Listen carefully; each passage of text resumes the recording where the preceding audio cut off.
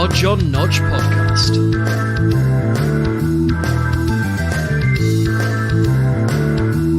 With your host, Hodgeythehack.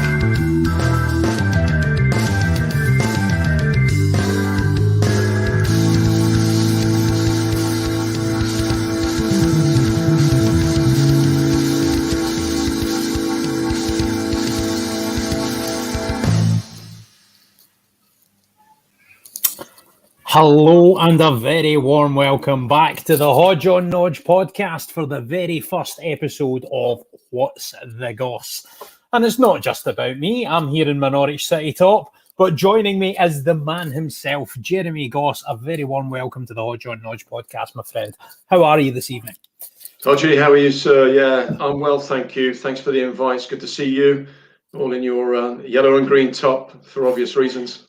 Yeah, you're quite well dressed yourself, even though it's a different sort of style that you're adopting. But let's bask in the glory, just to start off. We're going to do a season review tonight. So for anyone that's joining us for the first time, you can find Hodge on Nodge on all your major podcast players and here on YouTube with myself, where we're going to be live streaming most of them. Many of you will have seen the podcast with Alex Neil, which was the first one last week. And we're going to be live streaming from now on. But this is a season review. And looking back at that season, where do you think it ranks, Jeremy, in the pantheon of great Norwich City campaigns, that one that just gone there? It's a big question, that, isn't it? I think it's a good one because it has been incredible in terms of summing up the whole season.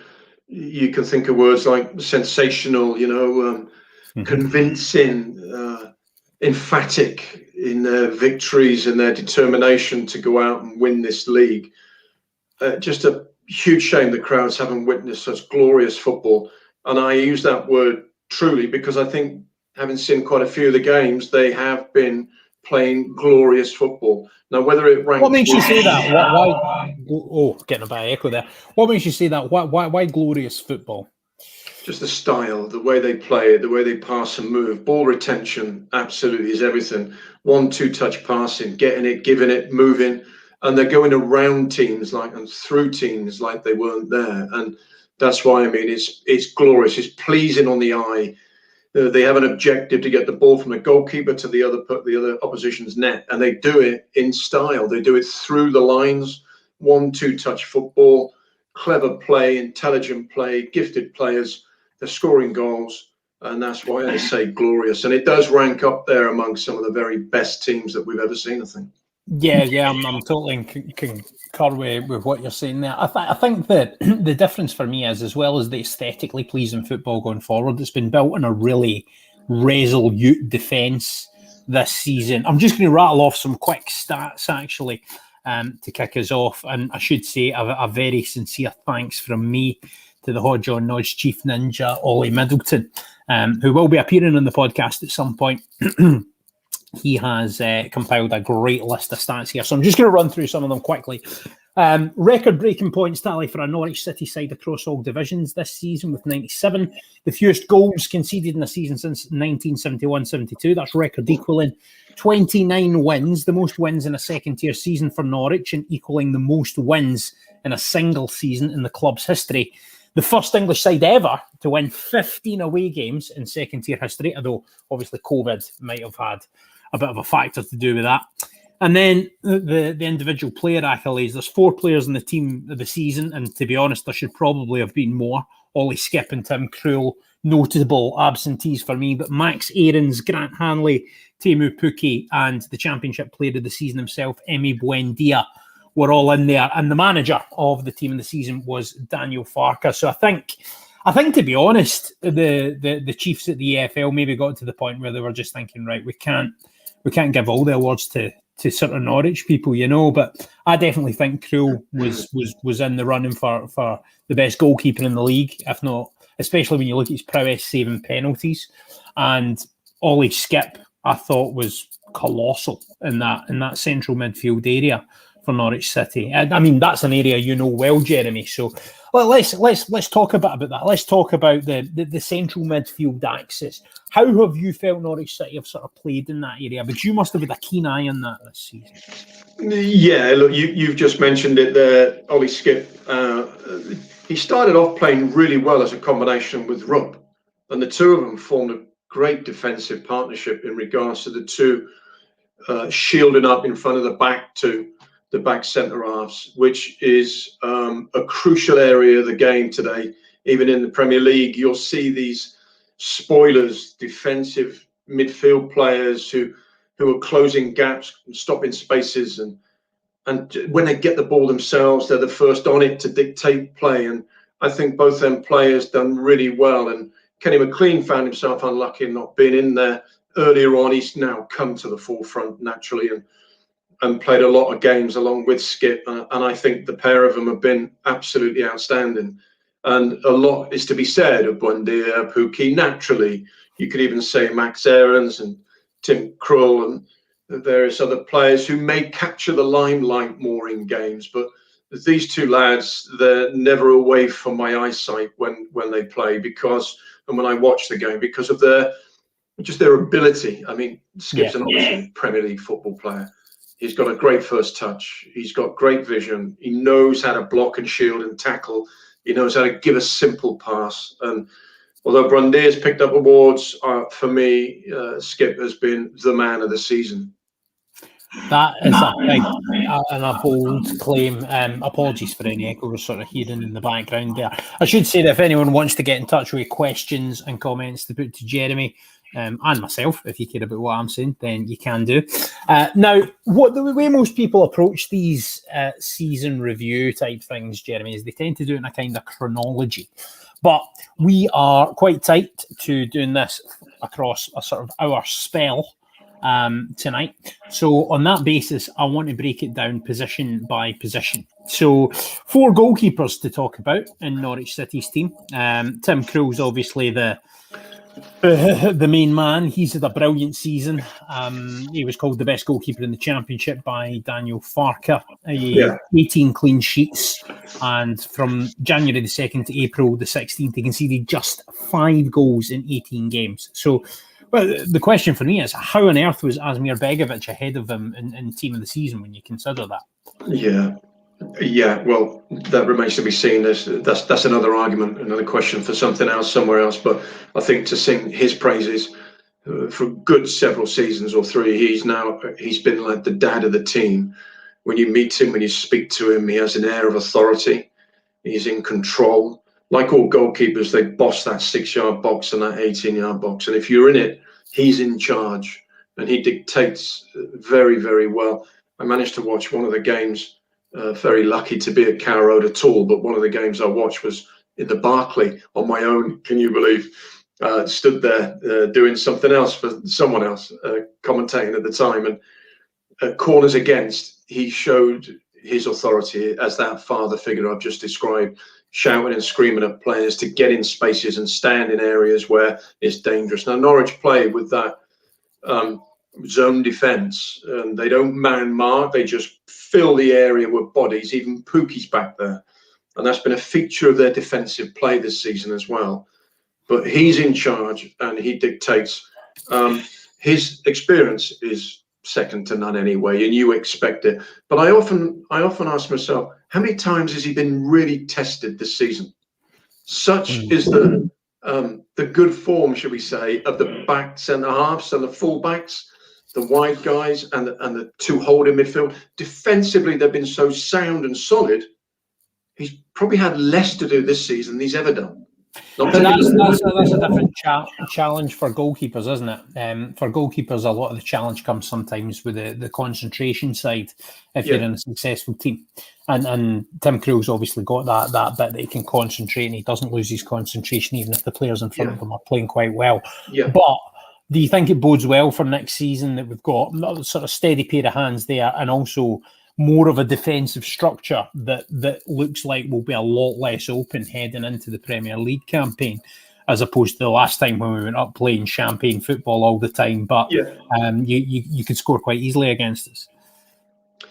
you have, and I think they've learned their lessons from last season. Sorry, and I think it's the same format where you'll play those 4 and those 2 in front. And what does it for me is that the manager's got the right players in the right positions this time.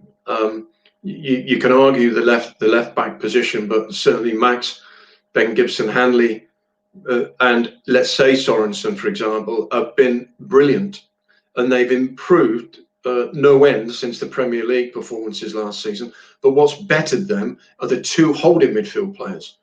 So again, the introduction of Rupp and the introduction of Skip, and the way that Kenny McLean can bounce off in there when he wants to, and he's had to, and he's done really well as well.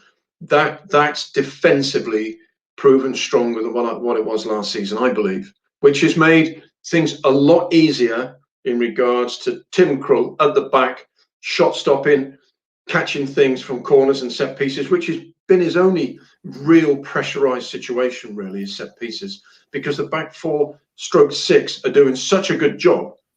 The way they block shots and keep people away, it's been outstanding. And it's not been an easy ride for Tim, but I think he's done exceptionally well when he's been called upon. And let's think about his distribution too, which has been excellent. The way he throws it, the way he kicks it, naturally, as an experienced guy, he makes the right decision at the right time.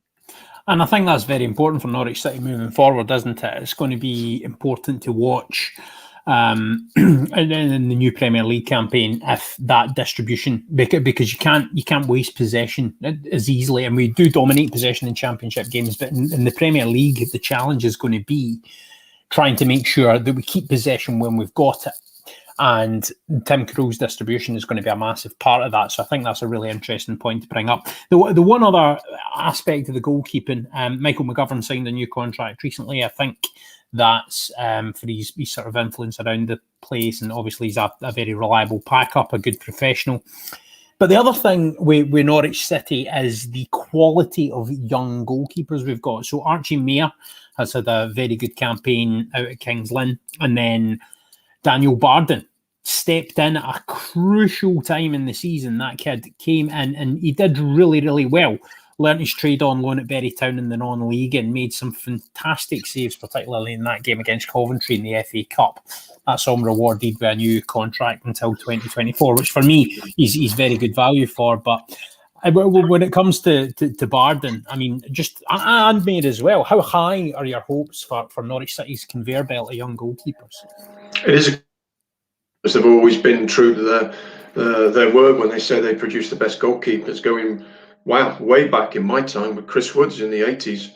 Then Brian Gunn stood in, and you had Mark Walton as reserve in there, but what a quality goalkeeper he was. And it's just so on. Robert Green, naturally, and you can reel them off, can't you? Andy Marshall, brilliant. Michael McGovern's done very well once he stepped in. There is a frustration as a second choice goalkeeper. However, he's made the decision to be committed at the football club, but they train hard and they get prepared, ready to play at any time. Even though Tim's in and he's in all the time, Michael will be second spot, so he's ready to play whenever he's wanted to, and his training intensity is right up there with the rest of them. It makes sense also to have those 3 goalkeepers, because you never know. And you never know came along, and when Daniel got his chance in the team, he did exceptionally well. And this is a true reflection of the academy, the way they bring players up, a true reflection how they slowly drip feed and introduce that youngster into the second choice team, the under 21s, and then drip feed them into the first team squad in terms of training, making sure that they can adapt to it all around as a person, let alone as an ability that you've got. And they do it incredibly well. They manage players well, and they tease them and stroke them into the first team squad. And Daniel's proven that he's met the challenge, and he's shown what an excellent keeper he can be when he's called upon. Yeah, I think that's a really good point in the young man. I'm going to move on to the defence now. Start off with, we'll come to the central defensive partnership and sort of the prognosis looking forward to the Premier League, but it's meant to be more of a review. And I think Hanley and Gibson were were fantastic in front of Tim Krul, as we've alluded to. But let's talk a bit about the fullbacks, because it's been an interesting sort of season. You've got Max Aarons, who could well be off. Now, obviously, part of my sort of job as a journalist as well is to kind of keep my ear to the ground and hear things. And I think if there's going to be a departure of one of the young assets from Carrow Road this season, from what I'm hearing, he is going to be the most likely to depart. So just on Aarons to start with, before we move to left back, which has been quite interesting, because there's a few names to throw in that area. How good is Max Aarons, Jeremy? What's his ceiling as a football player for you? I've obviously been impressed with him in the Premier League days. He dealt with the situations and the challenges very well against world-class players. Got caught out a few times and learned a lot in terms of positional play. I learned a lot in regards to man marking when you're up against these world-class wide players. Coming into this season, to be honest with you, I think he's been playing in second gear. I mentioned it at the weekend. If this lad's a Ferrari, he's only in second gear. For me, there's been numerous occasions where he should have got forward a lot more. I'm being hypercritical now. I mean, we're talking about champions of the championship and an extremely good squad of players, and Max being an extremely good player. However, I think he can do more forward than he thinks he can. He needs to get forward more. He can be more creative. He can whip balls in better on a more regular basis too. Defensively, he's been okay. He's done his job. The fullbacks are judged on stopping crosses coming into the box. Number one, that's the first thing. He's done that well. And then you're judged on wing backs, because they're not fullbacks. You're judged on right-sided midfield and right winger. And that's the area where I think he can improve on, and he will improve on. But as a player and as potential, look how young he is. Look how many games he's played, how many appearances he's got. Look how he's coped and dealt with pressure. Amazing. He's got a great future in the game, and it wouldn't surprise me to see him go for 30, 35 million. I wouldn't be surprised if 6-8 teams in the Premier League are interested in him and want to hear whether he wants to go and want to hear about the amount of money Norwich are asking for him. He can be a lot better, which is a really good sign for those looking in on him. They can grow him into an even better player than what he is now, and that's frightening, because right now he's a fantastic player. Yeah, excuse me, frog in the throat. I think that's a really good point. I think the fact that you've got Champions League and top Champions League clubs being linked with him tells you everything about the level of ability the lad's got. But we want to keep racing through our sort of team and the structure of it. So I'm now going to talk a bit about left back. Dimitris Giannoulis has been, for my money, a very successful signing for Norwich City. He was a kind of surprising one for a lot of people in terms of the fact that Liverpool bought Kostas Tsimikas, who was a Greek left back, and a lot of people from Greece actually thought the guy we picked up from PAOK Thessaloniki was better. And obviously, by virtue of Norwich getting promoted, the permanent deal has been secured. 16 appearances, just the 1 assist, 16 chances created, but looks strong defensively. And for my money, Jeremy, I think Giannoulis is one of those players that you're going to see the best of him next season. He's going to be acclimatised. It'll be his first full season, second season with the club. And obviously, I just think he's one of those players that looks even more suited to the Premier League than the Championship. Would you concur with that? Yeah, terrific knowledge of these players that you have, my friend. Brilliant. But I think he's adapted eventually to this level. He's being from abroad. It's very difficult to come into this country and play and mix and mingle with the different style of manager. Language is always going to be aired when it comes down to changing your clubs and going to a different country, but that's never an issue in today's world. The manager looks after him brilliantly well. He's fitted in so well. You can see with all the celebrations how he fits in with that anyway, and he does a good job. And I think pacey is one thing. that we actually lack. And I'm sure we'll come on to Hernandez sooner or later. But if we're to improve in any area, I think we need faster, quicker players going forward. And I mean outright pace players that are few and far between in any league.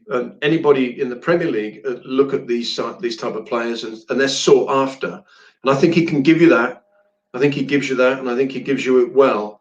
And the way he links along with fullbacks, wingers on that left-hand side has been a learning curve for him as well, because it's not been an easy league to suddenly adapt to from where he's come from.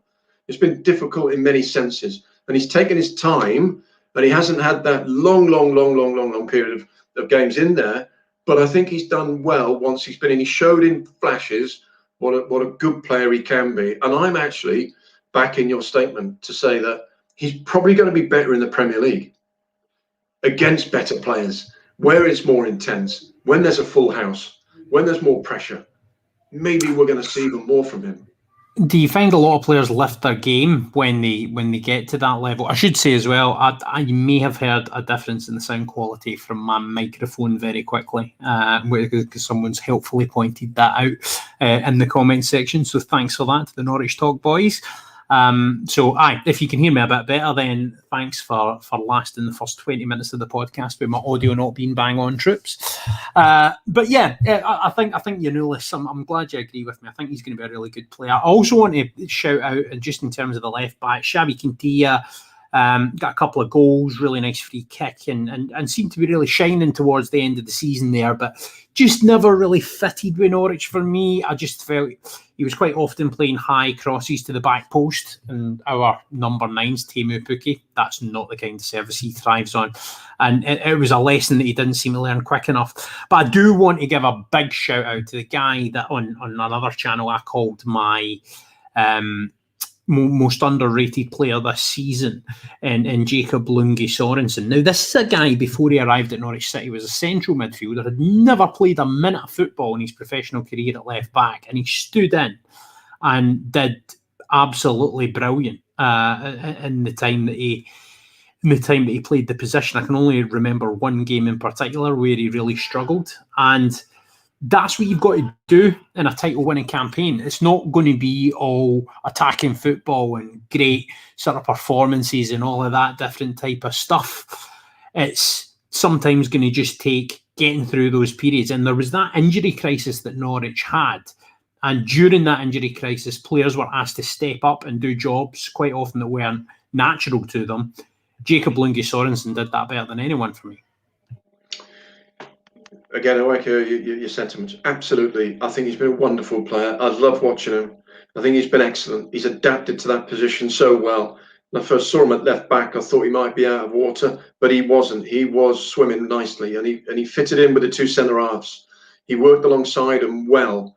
His communication was good. He was getting talked to all the time, especially from people like Hanley, who talks to the whole world when he's on the pitch, but rightly so. Dragging him into position, making sure he's in the right area at the right time. When he's on it, he delivers it simple. And that's what I liked about him. He'd get it, he gave it. He got it, he gave it. And he passed and moved.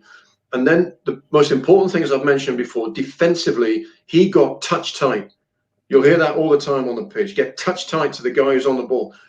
That's what he did really, really, really well, and just stop those crosses coming in. Moving up the pitch as a wing back does and has to, then he's got to start linking with whoever's on that side, whether it's Cantwell or Buendia, or whether it's Kenny McLean pushing up in that area, or whether Skip's found himself in there. He's got to then suddenly start playing in triangles on the halfway line and beyond.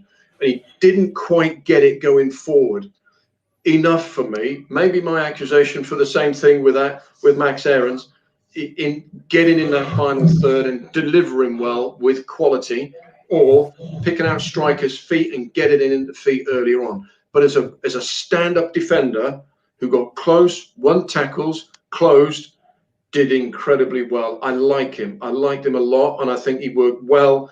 If you put Quintilla or Giannoulis in front on the left side, he would work well. And I was taken back by how he easily adapted to that position. Do you think he worked better in his games at left back than he did in central midfield? Because I've kind of got an inkling that he might have. He may have done. Yeah, possibly. The best thing about players these days are their versatility. We've got plenty of them in the team that can just swap and mingle and mix. I've mentioned Kenny a few times. He's ended up playing left wing a few times, if I remember right, as well. If they can fill holes and gaps and spaces, they do it well. He's one of those players who can do well because he's good at controlling it and he's good at passing it. Mm-hmm. And then you can play anywhere on the pitch to a certain degree. You're not going to take Pukki's position because he's a different quality of individual. But you can. It's the quality of the guy who can just one touch control, two touch pass, move into space, receive it again. And that's how simple he makes the game. And you brought that up. He does. That simplifies things for me. I've been really impressed with him, I must admit. Yeah. Yeah. I think that's really important. Now, just in terms of, I want to quickly cover off the central defenders because I'm wary that we're nearly at our halfway point. We've obviously got the main pairing, Hanley and Ben Gibson. Just sort of keeping the answers nice and quick fire. Jeremy, do you think they are a Premier League quality partnership if they can both stay fit? I think Gibson looks a class act. I think Grant is a leader, a mountain of a guy who you want next to you. You want him by your side because he will deliver physically as a presence. He is off-putting to any opposition, and he's a challenge for any striker that plays against him. I think the pair of them work really well together. They've linked well together. As indeed when Zimmerman came in, has been outstanding too. Omobamidele, there's another one. Wow, what a big prospect he is as well in that centre half position. But I think if the manager had all four, which he has got, he would choose those two, Gibson, Hanley, all the time, and rightly so. They've proved their worth, and they are quality players. That's about as short as I got. No. That's fair enough. Excellent. Omobamidele was a really important mention because he's come in and shown sort of really, really well, and particularly with the injury problems that Christoph Zimmerman's had, then I think it's important that he's come in and he's shown some sort of development and some real potential as a sort of rising young Irish star in the team, a bit like Adam Ida at the other end of the pitch. Now, do you think Omobamidele, do you think he should be kept in and around the first team picture, or do you think a loan would do him more benefit, and then maybe bring in a couple of acquisitions to fill those roles? Roger, I missed the name of the player you mentioned there. Who was that, sorry? So Andrew Omobamidele, I'm talking about. Okay, Omobamidele, yes. Yeah, so a loan, or would you keep him in the first team setup for next season? I think you know where he's going to be going. I think a loan would suit him, but it's got to be the right club. He's set a great standard of play for himself now. He's shown the manager that he can cope with this level of football. The last game he made a bit of an error individually, but he's learning all the time, and he's got great players around him all the time. It depends who the manager brings in too. If there's another centre half who comes in, then I think for Andrew there's only going to be one way forward, and that's to keep that development going on loan somewhere. And there's no wrong in that. There's no harm in going away from the club on loan. You're getting regular football, and as I've just mentioned, it's got to be with the right team. So in his development, that could be a good move. Excellent stuff. Now let's move on to the central midfield area, which we kind of sort of semi-segued with Jacob Lungi Sorensen. When I say central midfield area, I should say the two deeper sitting players. I'm not talking about anyone playing in the three behind the striker yet. I think when we talk about that position, we're essentially talking about Ollie Skip and Kenny McLean. How has that been? You were obviously a magnificent exponent of the midfield art yourself, mate. How has that axis been for you this season? And as a midfield pairing, a central midfield pairing, how strong do you think they look in terms of when you look back at some of the great midfielders that Norwich City have had? I thought outstanding, been very, very good. And naturally, you look in that area because that's modern football. The ball retention is everything. And if you maintain possession between the 18-yard boxes, you're more likely to create more chances and more likely to get goals. So with those two, in terms of defensively, they've been magic. The way they've paired up. I've mentioned Ruttman. He does need saying and talking about, because I think he was excellent with Skip when he first came, and I thought he was a good player. Kenny and Oliver have created a partnership that's unbreakable, and they've got a relationship now, working partnership with the two centre halves, which again, there are 4 strong defensive players there. But what the formation does, Hodgie, is give you the freedom to do your job well, because you know you don't have to trek forward because there's other lads in front of you playing in an attacking midfield role. All you've got to do is defensively do your job well. When you get on the ball, be creative in who you get it to. When you look forward and you pass forward, you don't have to drive into the box to get on the end of the ball. Where I go back to times where it's just 2 midfield players, me and Ian Crook, for example. I would bomb forward, then I'd have to bomb back, and he would hold the ground a little bit. He would be defensively, I would be attacking, but both of us would have to do the shielding. Both of us would have to do the attacking. This formation allows those 2 players to simply manage the defensive duties well in front of the back 4, to spoil and stop them spaces, prevent the striker getting the ball to his feet. Then when they're in possession of the ball, they can be creative in getting players into the game, bringing wide players in, bringing Brundier in, dropping it off to Cantwell, getting it back, switching play to an on running Aaron's. Then their play is forward and advanced, but not as advanced as getting in the box scoring goals. And I think the way the system is, the formation, those 2 are your best suited players, and it's evident that they've been outstanding this year. So how big a gap is it going to be to fill if it looks as likely that Ollie Skip's going to be heading back to Spurs?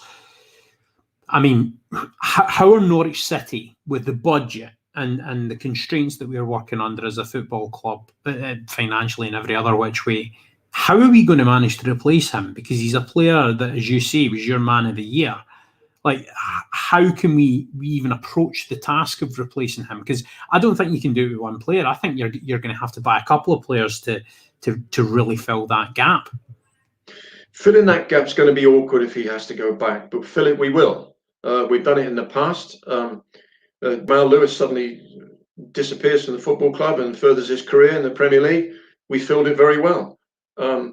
This position here, if I was the manager, I'd be the first on the phone to secure my first signing of the season, and that would be Ollie Skip. I wouldn't worry about anyone else yet. I would secure his involvement with the football club next year, that would be the season for me. I think you're going to be paying in the region, like if you wanted to sign him permanently, you're looking at the guts of 50 million quid to buy a player of that quality. That's the problem. Yeah, there we go. I forgot to add, we'll get him on loan again. That's what the telephone call's about.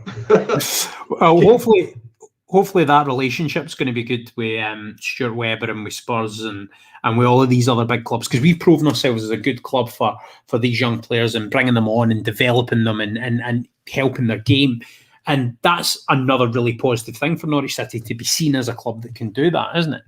Yeah, well, Alex Tetty's off, and sadly say goodbye to him and congratulate him on a wonderful career at Norwich City. So there's another space that's got to be filled. So when we go into the Premier League and we say we've got a great squad, well, we have won the last game of the game in the Championship, but what's the squad looking like in the first game of the Premier League? That's where we've got to judge it. And it's going to be a busy summer for Daniel and for Stuart and for others in terms of scouting the right player. The preparations have been put in place for months. I'm sure they know who they're going to go and approach and so on and so forth. But losing a player of Skip's ilk, we'll replace him. We'll bring someone else in, I'm sure, that is as good as him, and we'll just develop a youngster coming forward to fill them spaces. And the best thing is, these young players, they see in the first team the job they have to do when they're developing themselves in the youth team, in the old reserves, the under 21 as a second string. But as you grow and develop yourself, you're continually watching players in the first team and you mirror their performances. So I'm sure Norwich will have backup in that position, the youngsters coming through. However, having that experienced, qualified, done it, got the T-shirt player might be that little bit harder. Yeah, it's going to be a challenge for certain for Norwich City to try and fill some of these voids that are appearing, really. And that's, but I think that's the biggest one of the lot. Although, as you mentioned, Alex Tettey obviously leaving the club. Obviously a shame that he didn't get his 10th season, but at the same time, probably the right decision for the football club, I would say. Likewise with Mario Vrancic, who provided some great memories for Norwich City supporters. Moments of brilliance during his time here, particularly with his set-piece prowess. Any one particular Vrancic and Tettey memory you would pick out, one for each player that has stuck with you over the course of time? Probably just the celebrations. That's probably it. I think with when you look at Alex Tettey, you see a professional footballer all over. He's a joy to work with. So I'm hearing he's first in, last out. His attitude to training and to playing is exemplary, and you've got someone who's a governor and a leader as well, and he does it automatically what coaches ask of him and managers ask of him. It's a natural character trait that he has to give 110% all the time in training, all the time in games, and lead and show example by playing in that way to the youngsters coming through and indeed his teammates. And he can inspire people around him when he is on song and when he's bossing physically that area. Then you know you've got a good player on your side. There isn't. You'd pick out 1,000 things from both players, I'm sure. But Vrancic, I think I'd like to have seen a lot more of him. Strangely enough, me saying this, the time he's been here, I'd like to have seen him on the ball a lot more. Even in the game, the last game, I'd like to see him get on the ball more, use him more, get him in space more. Because I just don't think that we saw. I think there was more to him than we actually saw.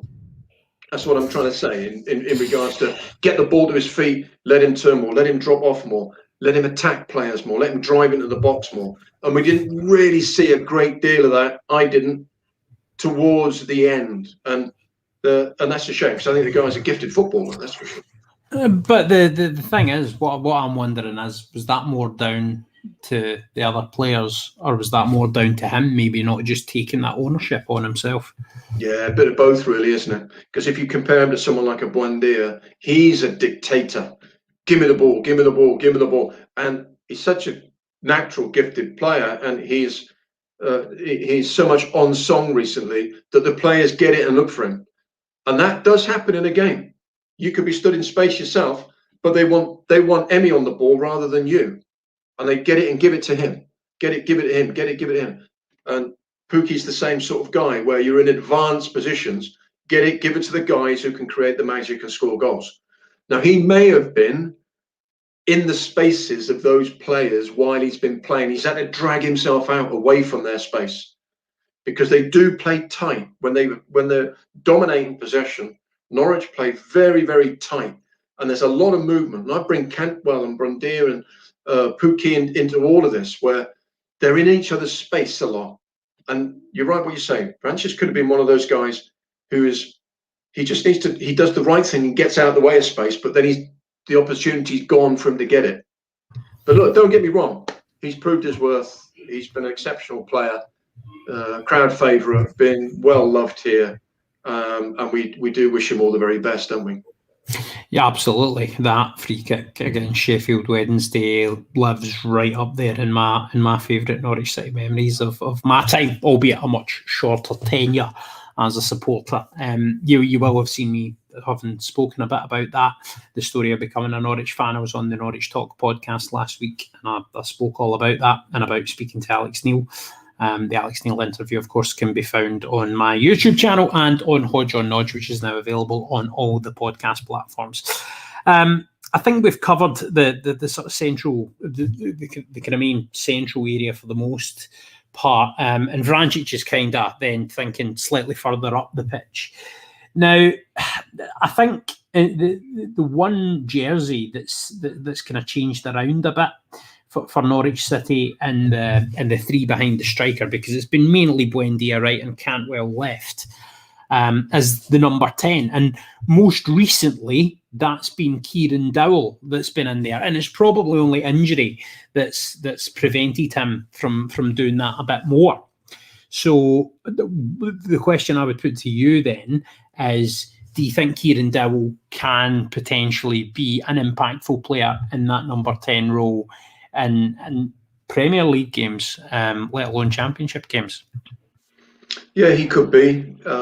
Terrific player, a dead ball specialist, wonderful balance and posture. He looks the part, doesn't he? Interesting, when free kicks are outside the box, there's about 8 players around the ball, isn't there? Because they're all so good at dead ball situations. And he's certainly one of those guys.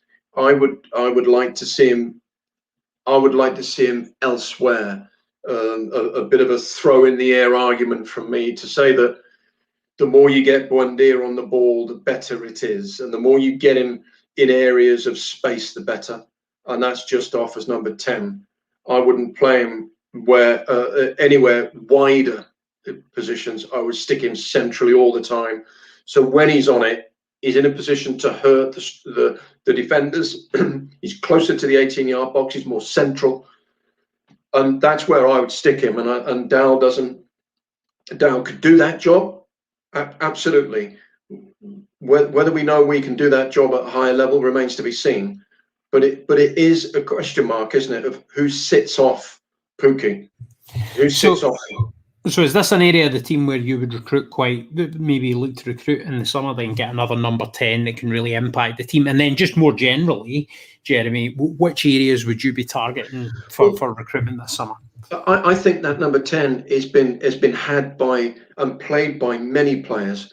The majority of the time, because the Norwich movement up front is so good that everyone takes a spot at that number 10 role. Everyone. Even Kenny McLean will push up through the ranks and be that number 10. You make a really good point, and Cantwell and Buendia's games are very much about drifting into the central areas as well. They mix around.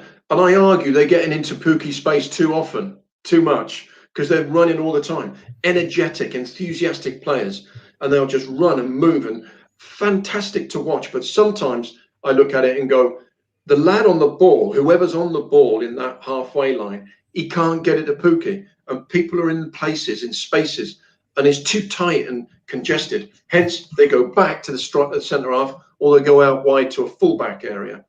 And I think most certainly we've seen Cantwell off him, we've seen Buendia off him, magnificently working well together.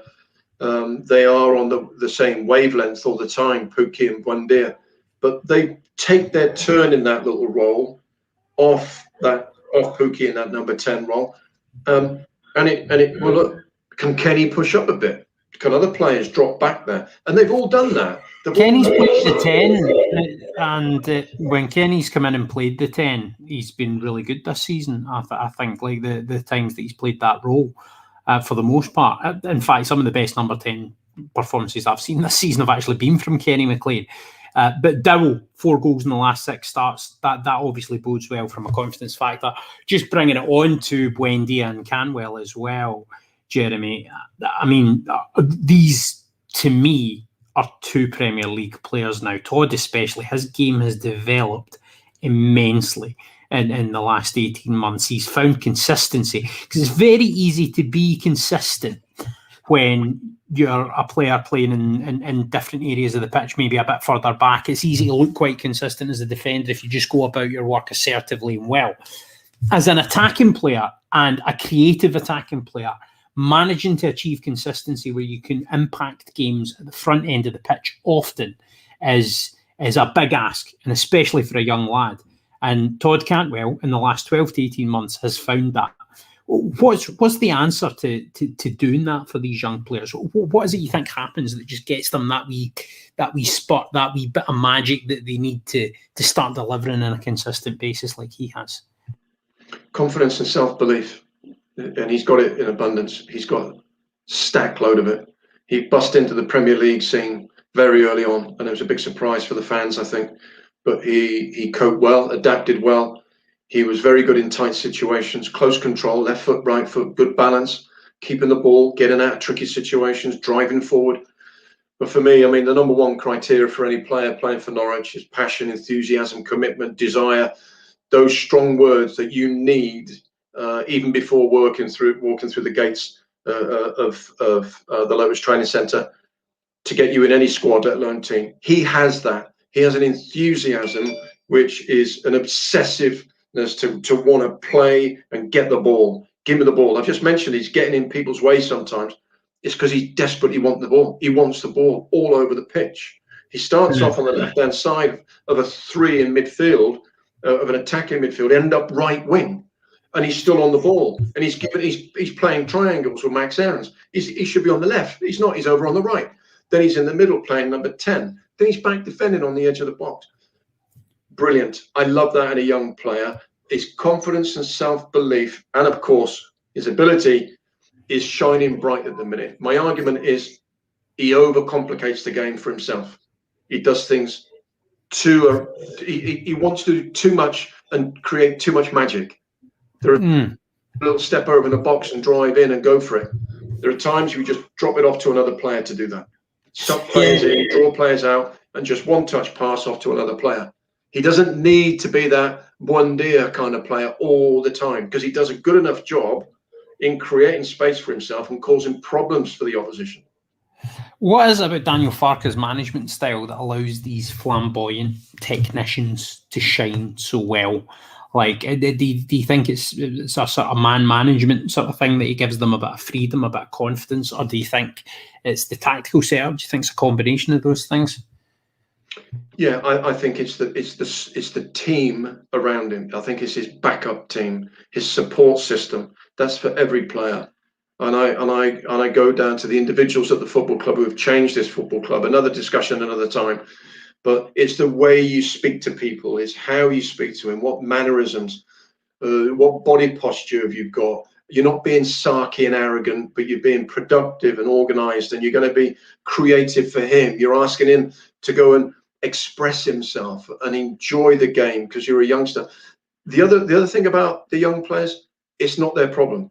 They don't feel any pressure. The responsibility is not theirs. It's the senior lads. So go out and play and express yourself and enjoy the situation you've got and the chance that you've got. I'm the manager. I've just thrown you a yellow shirt to wear on a match day. You don't need to say anything else as a manager. As a player, your chest is out, your shoulders back, you're on tiptoes. Unbelievable feeling in your body. But he still needs guiding and manipulating and moulding into the player that the manager wants him to be to fit in the system that he has. And it's through Todd's character and, of course, his talent that he's made it his own. So look, I'm full of praise for Todd, but I just think I look at all these players and see how they can better themselves. And next season, you want to get to that next level as a player. Next season is your opportunity to get to an even better standard of player. Yeah, I think that's a good point, and I think that applies to Emi Buendia as well, because Emi Buendia in his first Premier League campaign, to be honest, really disappointed me. I think I was expecting Emi Buendia to go into that campaign, light it up for Norwich City, and obviously COVID happened and the season was a mess and the world was a mess in so many ways, so there were mitigating circumstances that you can say, but I was expecting Emi Buendia to turn into a £50 million player in that first Premier League season. I went on to various sort of channels and kind of said that at the start of the campaign, and I was disappointed he didn't. Obviously, he's come back down. He's had a remarkable campaign in the Championship after being left out the team. A brilliant managerial motivational masterstroke from Farke to get his hunger back. He was sublime for Norwich City. 39 appearances, 15 goals, 16 assists, involved in 42% of Norwich City goals in the season just gone. Most key passes in the league, most assists, most man of the match awards, most chances created with 123. The next best, just for context, was 85. And the only player, if you include Europe's top 5 leagues and the Championship, to score 15 goals or more and get 15 assists or more. It's You just cannot argue with output like that. But what's the key going to be for Emmy next season to maybe not replicate the numbers, but replicate the standard, replicate the level in the Premier League? Well, if you just relay that conversation again to any Premier League manager and just say exactly what you've said, they'll probably want to buy him on what you've just said. It sounds fantastic, doesn't it? It sounds brilliant. And it brings in my argument that you get him into space, deliver the ball to him at his feet in space. And that's where Dow was saying he's running away from the other way. Vrancic, run the other way, create space for Buendia to come in and get it. That's the disadvantage those two players, I think, may have had in terms of Campbell to a certain degree. But the more you get him on the ball, the better we have of getting, creating chances, scoring goals, because he's a gifted footballer. He rides high on emotion. And if he's emotionally high all the time and does good things, he's even better. We've seen times where things have gone against him, especially in the Premier League, where a foul's not gone his way, a ball's not gone his way, he's smashing the floor, punching the ground. Then he's at his worst and you don't see the best of him. But you've got to give him space, create space for him, get it to his feet for him to deliver. Then you've got to have people running in advance of him and around him for his vision to come in and create chances, as you've just said, and then make chances himself. And I think Emmy's one of those players as well that I think what you find is that he's one of those players, if you put him in a better team, he's going to look an even better player. You can see times in the field where he's getting frustrated because his brain's just operating sometimes at a higher level than that of his contemporaries and his teammates. And hopefully Norwich City can get on that level a bit more often next season. Just in the background, if you're hearing, I don't know if it's getting picked up in the mic, my nieces have decided to hammer the piano downstairs just during the podcast, so that's all well and good fun. Just before we move on to the strikers, because we're getting into the sort of approaching stoppage time on the podcast now today, Jeremy, and thanks for coming on for this. It's been really good to look back at the season with you. You did mention Onel Hernandez earlier. 21 appearances this season, no goals, no assists, which ties very much into the lack of end product argument. And I feel he is a player that has pace and physicality and all of those things. Also a bit of technical ability to beat a man, but his decision making just is not of the level for Premier League for me. Seamus Lapuaheta, first season in English football, showed flashes, but a lot of games passed him by. And then young Josh Martin, it was a short spell that he had impact in the team, but when he came in, he did really, really well and looks another good prospect for the future. Just on any of those guys that I've mentioned there, very, very quickly, because I want to get a good 5 minutes on the strikers. Any comments on any of the above that I mentioned, Plaheta, Hernandez, or Josh Martin? No, I like the way you've described it. I think you're very well. I like Josh Martin. I think he's got a good future ahead of him. I think Hernandez is electric. He's so fast, so quick a pace, end product, end result. That's where he's going to be judged. Unfortunately, drive at defenders, create space, but deliver with quality. Cut inside, strike the ball at goal, rather than just get caught in possession. Defensive duties, he's fine. Placheta the same. You've got Josh Martin on that left, but all of them, the Quintilla, Chanolis, the Sorensen situation, there's a lot of players gathering around the left-hand side. On the right-hand side, I think we could argue, wait a minute, we're struggling for players to get down there. So we haven't mentioned Sam Byram and Mumba yet. Them two who could fill the place of Aarons when he does go. But on the left-hand side, we seem overloaded. We seem to have plenty of options. They just need to step it up. Every player needs to step it up when they get in the Premier League. And this season, they may have underperformed as individuals on that left-hand. Yeah. I think that's a really good point. I'm glad you mentioned Byram and Ballymumba because it gets them the name check that I wanted to give them this season. Mumba had a couple of impressive performances. Sam Byram, sadly, just one of those players in football that's career seems to be entirely blighted by injury. As soon as he gets a bit of momentum, seems to be that an injury will kind of stop him in his tracks. But there's no doubt he's a good player, and I think fitness obviously pending, could be an effective Premier League player. But yes, 5 minutes on the strikers to finish up. I'm going to ask a general question to start with before I deal with any individual players. Obviously, this is a season review, but we've got to look forward as well. Do Norwich City need something different? Do they need a new dimension to their attacking armoury going into the Premier League for you? This plan B doesn't exist in Daniel's world. I think he's so confident of the system and the philosophy that nothing needs changing. And full credit to him in the Premier League last season. He kept to what his statements were. We're going to get it, pass through the lines, 1-2 touch football and be creative. And I admire the man for doing that in such challenging circumstances, especially at the end of last season where Project Restart saw us fail miserably to stay in the Premier League and go out with 21 points, relegation in the end. That was then, this is now. I think he has better players in the position in his philosophy, in his system. And I think sometimes, only sometimes, you will need that direct ball into the box for a Hugel to run onto or get his head onto. That's the plan B, I think, where you seem to be struggling. You're being overloaded all the time with pressure and dominance from the opposition. Sometimes fullbacks have just got to get it forward. We all push up and we keep possession in there or maintain pressure in their half. Now that's a plan B. Fullbacks have got to deliver maybe earlier, closer to the halfway line. Instead of being predictable, running down the line to try and take fullbacks on to then cross nearby lines.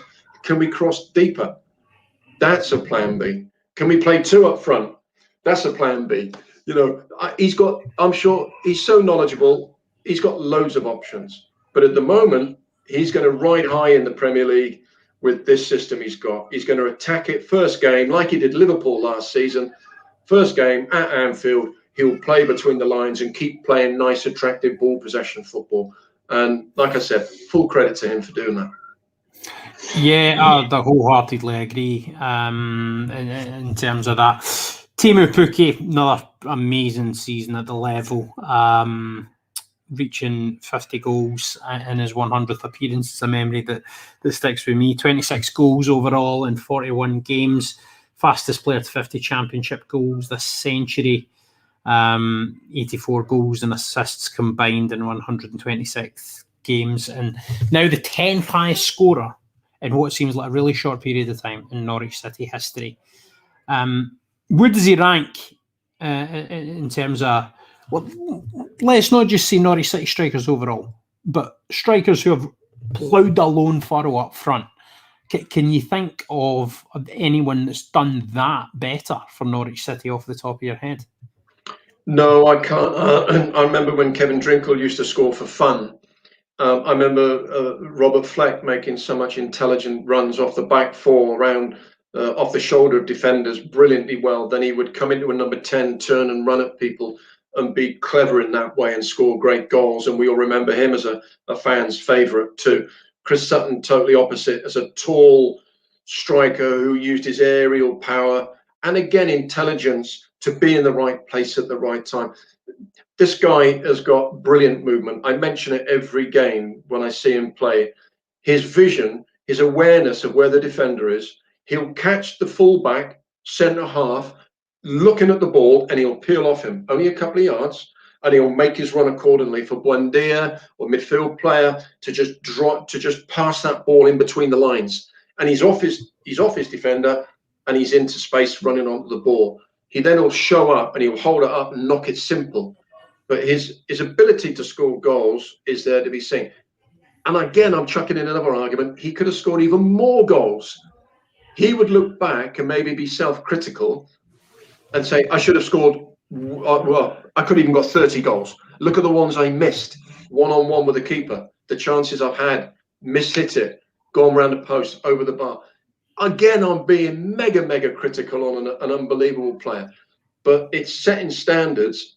And I think this guy can reach even higher standards. He's done amazingly well. I just hope he maintains this form against world-class defenders, and I'm sure he will. Well, that's going to be the key for him, is to try and make sure that when it comes to the Premier League, that he's able to get up to that level where he is challenging them on a week-to-week basis. And he did show signs of doing that. Also hope that he's fit for the Euros, because, I mean, being a Finnish player with a chance to play at a major tournament, being Scottish, that I can wholeheartedly understand just how special that is, and it would probably, for everything that he's done for Norwich City, I'm sure that would probably be the bit of his career he would look back on as his crowning moment. So fingers crossed that Pukki does make it for that. Adam Ida, I mean, what do you think of that young lad? Do you think he can be in and around the first team picture next season? A bit like Omo Bamidele, similar question. Do you think he would benefit maybe from a loan, or do you think it's better to keep him in and around the first team picture? And do you expect Norwich City to add another option up front? Yeah, from your last point first, I think they will look to add another option up front. I really do. I think Adam's done very well this year. He's a young lad. He makes sometimes the wrong decision at the wrong time. But apart from that, he's learning his trade. Sometimes he'll shoot instead of pass. Sometimes he'll pass instead of shoot. But as a somebody who's got it all in terms of technique and ability, he's there to develop and grow. And he's in the right place to do those two things, under the right manager to do those two things. He's got a good future. Physically, all these young lads look good athletes, quick, strong, great work ethic. That's superb to see. But can he build his game now? Can he take on his game? And he'll only get better by playing alongside and training alongside great players like Pukki, Buendia, and the other strikers. I mean, even Hugel will offer him something else in terms of advice to be the complete striker. And the more he remains there with those guys, I think the better it will be for him.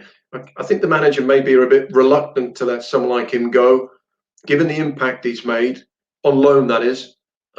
Maybe he want to keep him in the mix for a short term. But I do think they need to add. I do think they need to add there. I come back to the Watford lineup, and I was impressed with them three. We struggled against Watford and Bournemouth, didn't we? And I can see that they had Premier League squads, good players, and I was trying to compare Pukki with players like Pedro and Sarr and Sima, and they were good players. Pedro looked a great player, and there's going to be a lot of those guys in the Premier League, and to gather in one or two of those would be a huge asset to the football club and be even better for us going forward, I think. I totally agree with that. I think that's bang on, Jeremy. I realise we're over the kind of 7 o'clock mark, and you need to go in a minute. So can I just end with some quick fire questions for you, and you can hit us back and forth. So you said that your personal choice for player of the season was Ollie Skip. But going through sort of the each area of the team, who do you think was the pick of the defenders this season, and why? A lot's been said about Ben Gibson because of his quality, and I think he's an excellent defender, Premier League standard.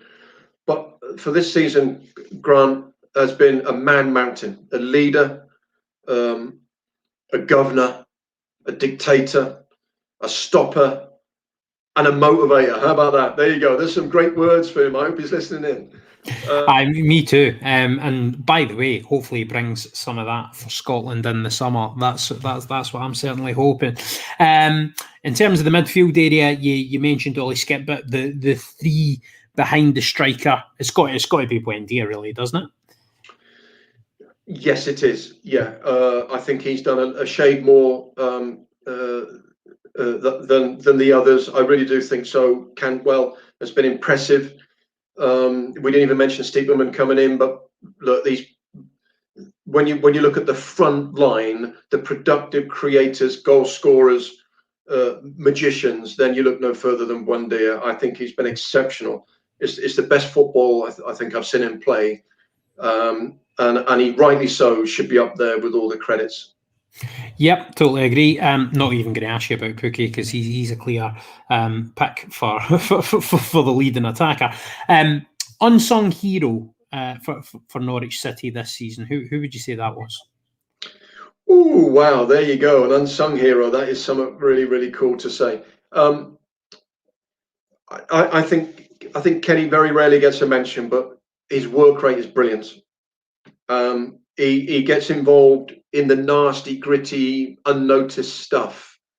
Skip does likewise, but he does a little bit more. But I think Kenny's versatility has proven well. I think he's adapted to any position the manager's asked him to play in. I think he's done incredibly well. But for me, I loved Sorensen, the way he played and when he came in, and I really wish that he'd had the whole season there in some way, shape, or form, because I think he's a very good footballer, and we can see a lot more of him. Did I give you two answers there? No, that's fine. I'm quite happy with that. And last one for me is, who was your pick of the young players this season? So your own Norwich City Young Player of the Year. Well, Omobamidele's come in and is impressed in such a short time, but he looks an athlete, doesn't he? He looks superb. And Josh Martin, he's got talent, and he does a wonderful job in driving forward and does the simple thing in, my job is to drive at people and get crosses in and tuck in as well and defend. I probably would go for Josh. You've got me on this one, by the way, as youngsters coming in. But I really do predict Omobamidele's. He looks the part, and as a youngster coming forward and being thrown in, I think he's been my surprise young kind of main player this season. Although he's only played very few games compared to the others. Okay, and here's another grenade to throw at you, and I promise it's the very last one. Who's got the higher ceiling as a footballer, Todd Cantwell or Max Aarons? Who's got the what? Sorry, repeat that. The higher ceiling as a footballer, so who can reach a higher level in the game? Sorry, Hodge, I didn't hear you say that. Yeah, Todd or Max Aarons, right? If you take those two players and you say they can both be world class, who can be the better player out of those two players? Like, who do you think is going to go on and have the more glittering career? Yeah. I think Max. I think Todd is gifted in so many different ways, and I love his enthusiasm and work rate and passion and everything else that goes with those three words. He has got talent. He's very good with 2 feet, creates chances. He's super confident. But Max, as I've just mentioned, is a Ferrari playing in second gear. I want to see him when he's in the Premier League, hopefully with Norwich, really, really expand his game, really take his game on more, because he's got so much more to deliver. He's fitter than what he makes out. He's quicker than what he makes out. He can go forward better than what he makes out. He defends one-on-one, touch tight better than what he makes out. I think everything that you add to Max as a player, and you look at him and suss him out as a player, at the moment, I think he's 6 and 7s out of 10. I think he's got the ability to go 9s out of everything that he's got, all his ability. He should be in 9 in defending, 9 going forward, 9 tackling, 9 heading. And I think there's 1 or 2 marks that he can jump up to, and 1 or 2 levels he can jump up to. Put him in Man United's team, he wouldn't go amiss. Put him in Man City's team, he would adapt. Yeah, and I think that's the key. And I would concur with your assessment on that. And that's not a slight on Todd Cantwell at all, who I also think is a magnificent player.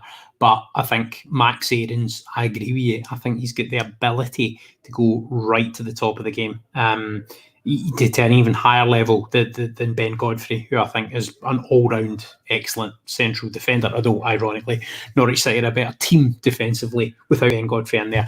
Last thing I'm going to do, Jeremy, is just finish with a couple of nice comments we've had through. Richard Yardy has got in touch to say what a legend Jeremy Goss is, and in the best team Norwich has ever had. So I don't know, do you know Richard personally? Is he a friend or just one of your many fans? Oh, he must be my brother if you're saying things like that. That's a lovely statement, and it was an exceptional team. There's no doubt. It's a long time ago. Take a look how old this face is. It's a long time ago, but it's still ranked every now and then has been one of the best teams that's ever been. And I think Nigel Worthington's team might argue against that. Yeah, and maybe some of Paul Lambert teams may argue against that. But no, that's a lovely thing to say, and thank you. Yeah, definitely. And next year's Daniel Farka team, I'm hoping will be the same as well. And mutual friend of ours, Ed Cousins Lakes, got in touch to say, superb piece of work, Hodgie Gossy, great debate and hugely enjoyable, will be spreading the word. So thanks a lot for that, Ed. Last thing for me to do, Jeremy, is just to say thanks very much for joining us. We've gone 10 minutes over our time, but I'll let you go off and do whatever you're doing on this Monday night, and we can bask in the glory of another City title. Not bad times, eh? Hodge, it's been a pleasure talking about these wonderful footballers, and we could have covered it even more, couldn't we, and in greater depth. Brilliant show. Thank you for having me on. It's a wonderful thing that you do. And you only leave me now to turn off this radiator that I'm sat next to. It's getting pretty warm where I'm sat.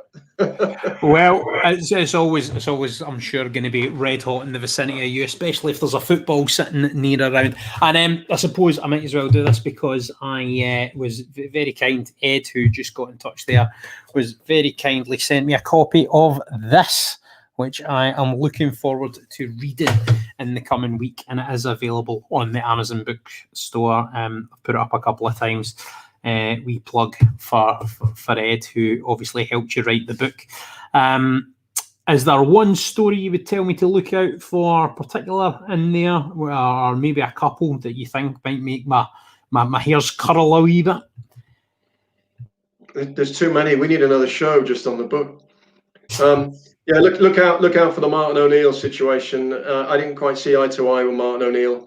Look out for the tear-jerking stuff about how much I love this football club, and probably look out for one or two end of season trips in Spain that kind of I got carried away with. So there's three things there.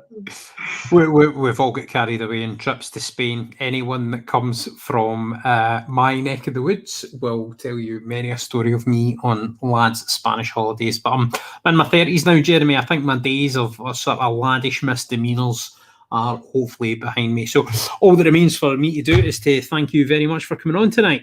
Thank you, Hodgie. Pleasure.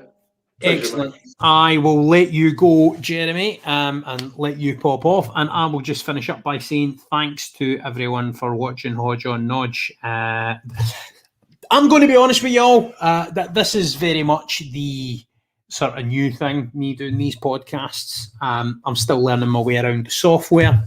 I didn't plug my mic in properly tonight. So I appreciate all of the patience that everyone is having with me as I go along this process. But hopefully what I'm going to do is, through the course of the Hodge on Nodge podcast, I'm going to bring some value, and I'm going to bring different stuff to the table each week. So obviously the Alex Neil interview, that was a great get. I was delighted to speak to Alec. I built a really good relationship with him when I was in the media during my time covering the club. And it's I take it as a wee bit of a feather in the cap that he chose to do his sort of reveal all type interview about Norwich City with myself first. So that was obviously very nice, but it's not always going to be big interviews every week. We're going to vary up the content. So Jeremy will be coming on from time to time to give his perspective and view on the What's the Goss segment, because I mean, bona fide, the club legend, scored the most famous goals in the history of Norwich City. We've also got some other ideas where we're going to be working with other YouTubers to produce some interesting content ideas. And as I've said on other platforms, we're going to be looking at the past, the present, and the future of Norwich City. Thank you very much, Jordan, for getting in touch with this nice comment. Saying it's a great show. Looking forward to more going forward. As I say, I'm learning as I go along here, like boys and girls, ladies and gentlemen. So please let me know if there's anything you like, anything you don't like. The reception to the Alex Neil interview is amazing, and hopefully people enjoy our sort of quick fire season review with a bit of a twist, because I'm actually going on other season reviews later on this week on other channels. So you'll probably see quite a lot of me around. But yeah, I hope you enjoyed the season review from myself and Jeremy there. I think just to sum up finally in terms of my thoughts in the season, I think Norwich City were amazing in a time where it was really, really hard to really play football at a level that was so impressive, because Carrow Road, the 12th man backing you, is a massive thing for Norwich City, and for the players to reach the levels they did without that factor involved was amazing. And the time that we can all get back in grounds can't come quickly enough. Obviously, I've been fortunate as part of the media to go to the odd game, but I can tell you, man, it's completely soulless. It's just not the same experience. It's not watching football. So, hopefully everything gets back to normal, and hopefully the world's getting a wee bit back to normal. But that's it for Hodge on Nodge number 2. What's the Goss? The first one of those. Hope you've enjoyed the season review. You can finally, by the way, find Hodge on Nodge on all the major podcast platforms. I think Apple Podcasts finally came through today. And it's already been on Spotify, Google Podcasts, and all of the other podcast providers. Just takes a wee bit of time to catch up on those. And of course, every podcast will go on YouTube, with plenty of them streaming live on there. So thank you very much for joining me, and on the ball, City.